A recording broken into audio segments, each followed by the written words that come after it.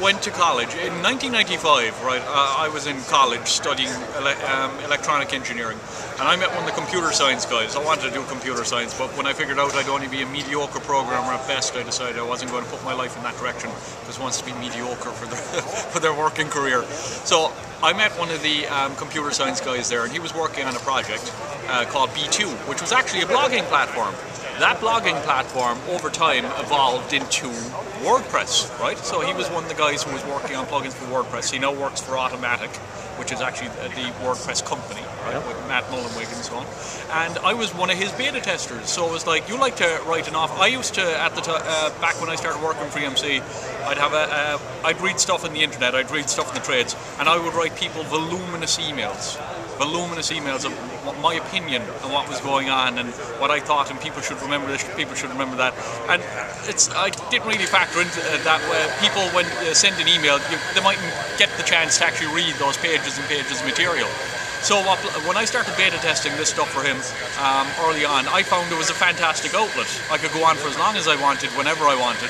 And there was no, it was simply ideas out of my head, and that's what it's always been. But this was posted publicly. Posted publicly. And what year was that? 99. Okay, so 99. It was publicly, but it was anonymous, correct? For the most part, it was.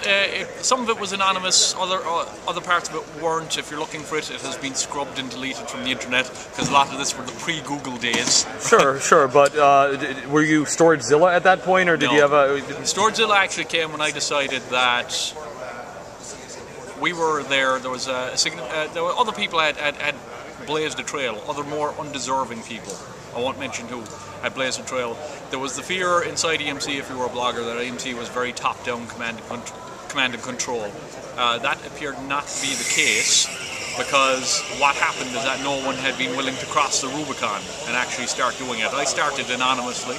I was outed by Jeremiah Ouyang at the time, who was at Hitachi.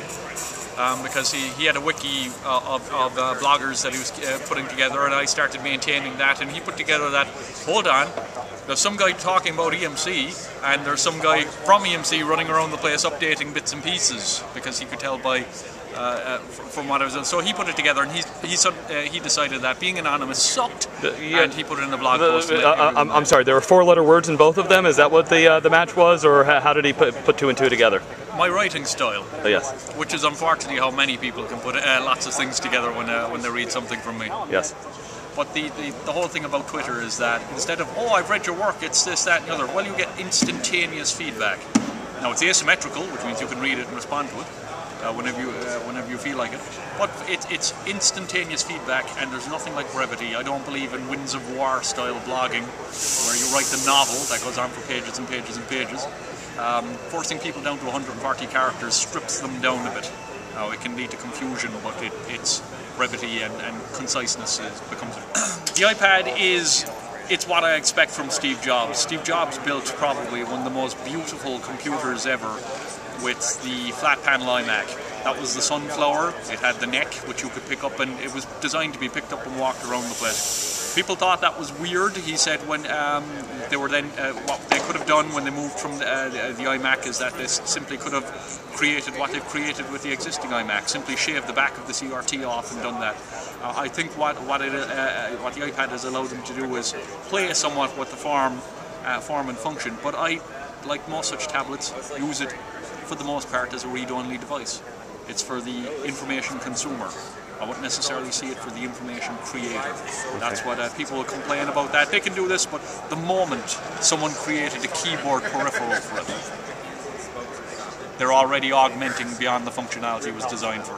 Right. I think the only way you could actually be independent is to take money from everyone all the time, right? Everyone's biased in their own fashion. Cheers. Pardon? Cheers, I said. Yeah, cheers. Everyone's biased in their own fashion. And that does carries into both your view of technology and your buying choices and who you prefer to deal with.